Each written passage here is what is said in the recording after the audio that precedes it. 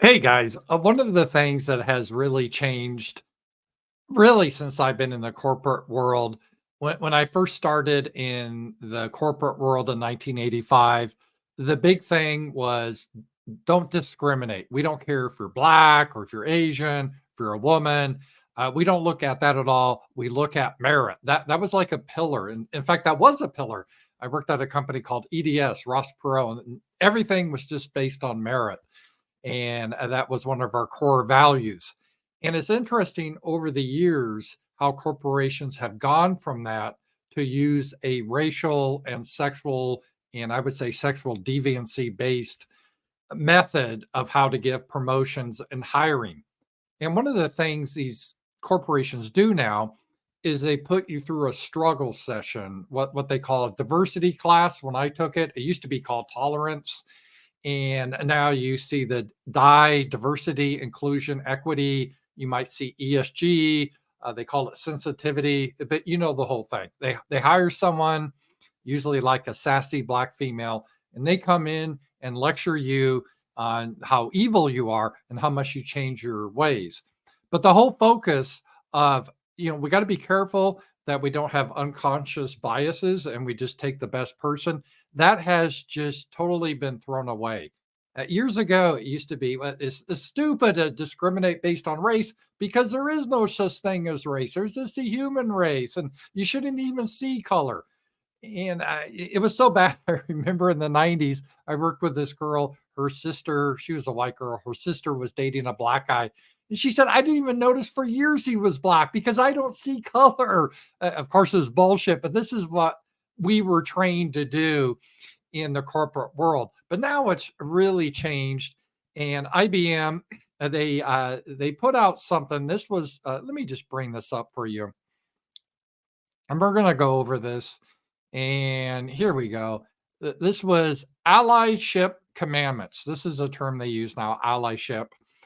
Your allyship commitment accepts these fundamental truths. So, as a manager or as an IBM employee, you need to be an ally with homosexuals or with blacks or whatever. This is what you need to be. And then they have these commandments. And as O'Keefe said, these are kind of religious in nature, like the Ten Commandments, what you need to do. And what I wanted to do by really look at these, but part of my videos is to help people like how you need to respond. Let's say if you're in a corporate setting or you're just talking with normal people, how do you come across? Because I know initially you may want to come across as it's an attack and it can make you angry, but they're kind of looking for that. So if you come across as angry and bitter, they'll say, see, that just proves white fragility. They want to keep their position of power and privilege, and it angers them when that's attacked. But we must not tolerate them. They need to make the transition, or there's no place for them at IBM or whatever the corporation is. That's the propaganda they use. So it's a very important to approach it in a way that's non-confrontational. And this is not just if you're in a diversity class, but I would say this applies even if you're talking to kind of normie friends, how you go about this in a reasonable manner. And one way is a rule of thumb. It doesn't even have to do with diversity or politics. Whenever you're discussing something that could be a little controversial or you're having criticism, it's best to use what I was taught is the sandwich method, like a hamburger, where you have a bun, then you have the hamburger, and then you have another bun. And that's sort of a metaphor where the bun represents positive feedback and the hamburger, the meat part, is really what you're getting at, but that can be like negative, a criticism. And I'll use an example. I was just trying to think of one. It could be used for anything. But let's say if you neighborhood kid, you're going to pay him to cut your lawn. He's new at this, and he cuts your lawn. You're going to pay him $20, but he doesn't really do that good of a job. He misses a lot of spots, right? I mean, he tried, but he missed. How do you need to handle it? Well, you don't want to just go out there and necessarily scream at him. I mean, you could if you don't really give a damn and say, "What the hell are you doing? Or you're such an idiot. You misses. What's your problem?" You know, a better way to go about it if you want to kind of build the relationship is use the hamburger method, right? The sandwich method. So you start out with the bun, which is a compliment or something to encourage. So I would tell the kid, let's say 16 years old or 15, 16, that, hey, I really appreciate you taking the initiative to do such a thing. A lot of your kids just your age will just play video games. You're actually trying to make a living. I think this is great that you're doing this for extra money.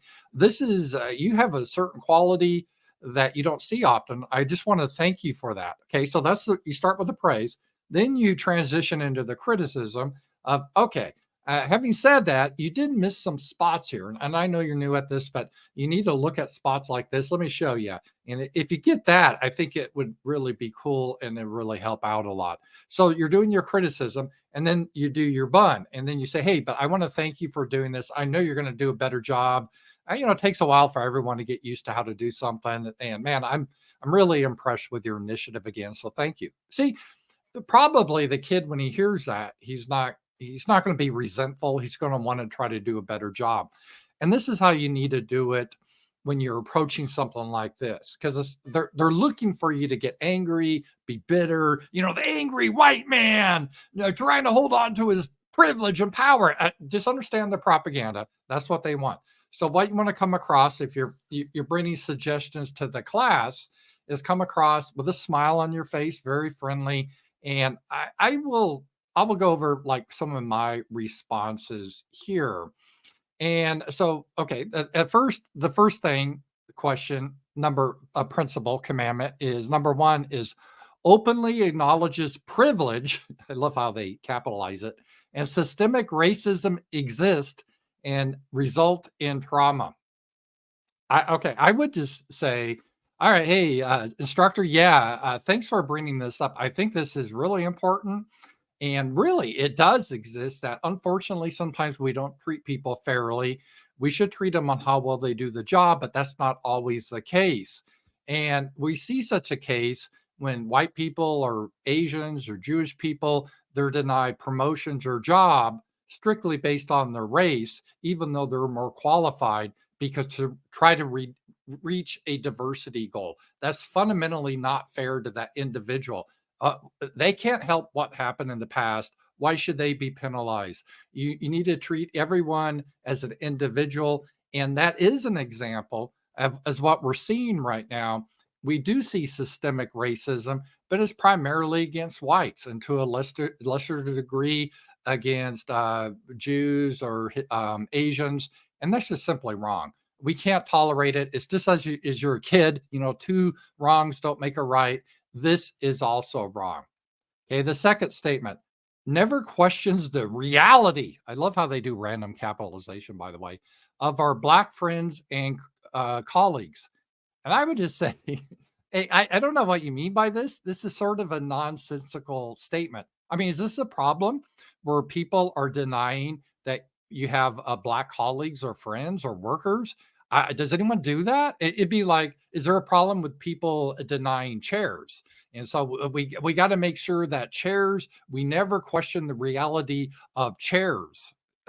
This is, I don't think this is really an issue. So, okay, yeah, we need to acknowledge the reality that there are different races. I agree with you. Three, rejects the idea that race is political. I want to thank you for this. Thank you so much for bringing this up because there's been so much misinformation on this that's really ignorant. And science tells us that race is a real thing. It's not a social construct. Did you know that you can determine the race of someone by just looking at their bones? You don't even need skin color. So race is not skin color. And if you do a DNA test on someone, let's say someone spits, you have their saliva, or you have a little bit of their blood, you can determine very accurately what race they are. So race is sort of like dog breeds. It's a very real thing. It is biological. It's not political, and it's not social. It's not a social construct. It's a biological reality. So thank you for bringing that up because people used to be ignorant and they said race doesn't exist. We're all the human race. So thank you for dispelling that misinformation. Okay, number four, accept that white people are responsible for dismantling racism. Well, I want to start out by saying, hey, thank you for acknowledging that we as white people, as a community, we exist. Because again, a lot of times people say we don't exist as a people, but you're in this statement, you're acknowledging that we white people do exist. Because it may sound funny, but years ago, people would say, oh, what does white mean? That's an ignorant concept. Well, you're admitting that it does exist. But I would disagree a little bit with this. I think uh, equality of outcome of I mean equality of judging someone doesn't mean outcome. It means how well someone does their job. And if we want to get to a situation that I think we should in the corporation is to not look at race, but look at who's the most qualified. That's what we need to be focused on. And that shouldn't be just a concern of white people. That should be a concern of all of us. I mean, we're all together, no matter your races. We acknowledge, we realize the reality that race exists that you've stated here, and that is true, and it's not political, it's not a social construct, it's biological. That's true. But we also need to understand that we all need to work to eliminate racist systems. For example, diversity goals are a racist system. You're judging people based on their race, not based on their merit. That's a racist system. And I agree with you. White people need to take the lead in dismantling that evil, but we need all of us to work together on that. Number five, understand that only white people are racist. Well, I have to obviously push back on this one. Ironically, this is a racist statement and really a nonsensical one. First of all, you wouldn't use this with any other race. It would be very offensive to say such a thing because what you're saying is racism is one of the greatest evils in our of everything of humankind. Racism is the greatest evil, which I disagree, but that's kind of what you're saying. And you're saying that only white people can do this. So logically, if you got rid of white people, you wouldn't have racism in the world. So it's basically, if you go through the logic, it's a genocidal statement. Now, maybe you don't mean that, but it really comes across as genocidal, because if you said this about any other group, that only Jews are commit racism, and well, what does that say, or blacks or whatever, it's a horrible statement, and you need to stay away from it. And it's just really ignorant. In the 1960s, I mean, there's so many examples, I don't know where to start, but in the 60s in Malaysia, they had race riots, and there wasn't any white people there. It was between the Malays and the Chinese. This was one of millions of examples that involve racial or ethnic tensions that do not involve white people. And to assume that other people cannot hate each other or practice discrimination based on ethnicity or race it's really stupid, and it's really offensive. So you're trying to tell, like, for example, let's say if an Asian should be targeted because he's Asian by a black person and killed, and you say, well, no, that can't be racism, even though the black people person targeted you and killed your family member. Obviously, if they killed you, you wouldn't know it. They killed your family member. Oh no, that's not racism, because only those evil white devils can do racism. This is again, this is a very really a genocidal statement, because you're saying if you eliminated white people, you would eliminate this greatest evil called racism. So then shouldn't we eliminate white people? This is extremely, it's a horrible statement. I'm sure you didn't mean that, but that you need to get better on that. Okay, number six, knows that the black community owes us nothing in this work. I don't know what you mean, this work. Do you mean eliminating so-called racism? Because again, are you saying that blacks don't have agency? This is really strange, because it would seem to me we should try to treat all people equal, no matter the race. So to eliminate what you call racism, which most people understand is discriminating against someone because of their race, meaning I'm not going to hire the best person. I'm not going to promote the best person. I'm not going to base it on your past record or your accomplishments. I'm going to base it based on your race. Most people don't understand that to be racism. And if that's something we need to eliminate, then black people need to be a part of that. They should not be excluded from that. And this idea that they don't owe us nothing in this work, obviously, everyone needs to be involved, including blacks. Okay, number seven, requires acknowledgement and repair of inevitable mistakes. Well, I agree with you. If there's mistakes done, they need to be corrected to the individual that was harmed. So if you committed, or if the organization committed racism against a person, meaning you didn't hire them or you didn't promote them or give them a bonus, strictly because of their race, not because of their accomplishments, then you need to acknowledge that was wrong. I don't care if the person's white, black, Asian, Jewish. You need to acknowledge that was wrong and have compensation to that person. And currently, in the current environment, that seems to be manifesting itself in anti white quotas, meaning you won't hire white people or you try to promote people of color over white people. Again, that is wrong because you should hire the best people. So you need to acknowledge your mistake that you overlooked some better qualified white people and you didn't promote them. You need to acknowledge that, number one. And then you need to compensate those individuals. You need to pay them for the harm that you have done because it's not really fair to them. They worked hard, they played by the rules, and they can't be responsible for history. They're responsible for themselves, but you're punishing them for no other reason than their race. You need to do compensation. So I agree with you on that right away. All right. 8, it is never rooted in white saviorism.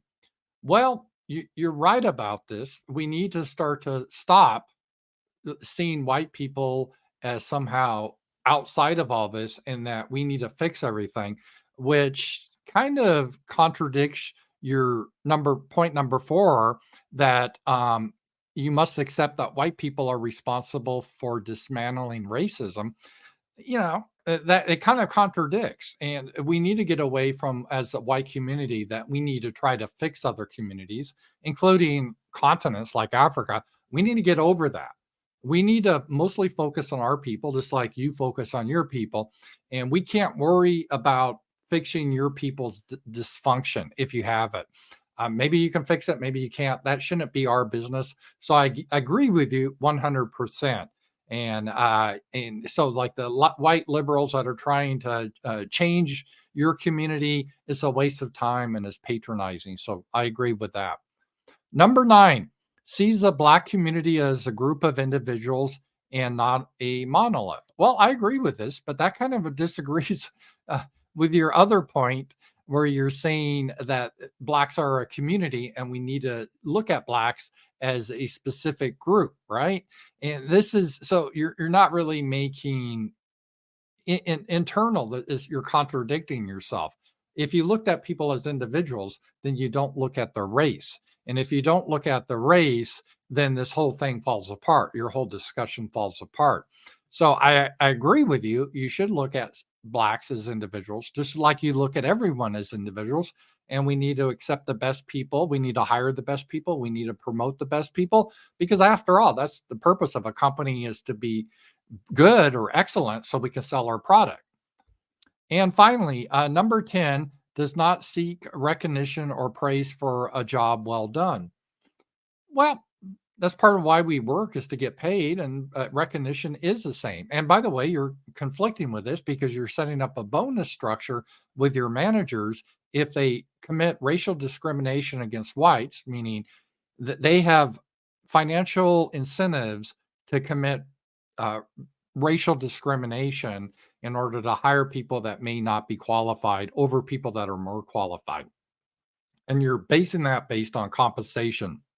So again, this doesn't really make a lot of sense. So this whole allyship that you have set up here is really divisive. We should look at people as individuals and hire the best person for the job.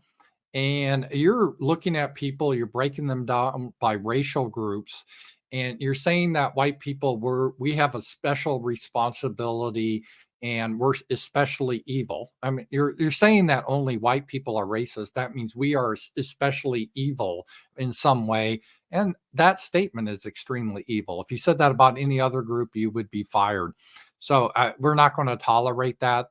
I wouldn't say anything hateful about your group in that way. And my family, my friends, and a lot of people I know, my neighbors are white. And I ask you to treat our community with the same respect I treat your community. And I would never say that this company should just hire whites and we should discriminate against non-whites. And you must recognize that your racial group is responsible for all the evil. I would never say something like that, but that's what you're saying. So we need to get beyond this. All right, guys. So that's just an example of how you can take something and you can present it in a way that's going to come across well. Like just what I said there, the average person is going to say, that makes a lot of sense. I agree with that. See, and they can't do anything with that because you're not raging. I wasn't screaming or anything like that, or I wasn't attacking them. I was just trying to explain what seems like a real rational argument, and that comes across a lot better. I hope you guys like this video. I will talk to you guys later.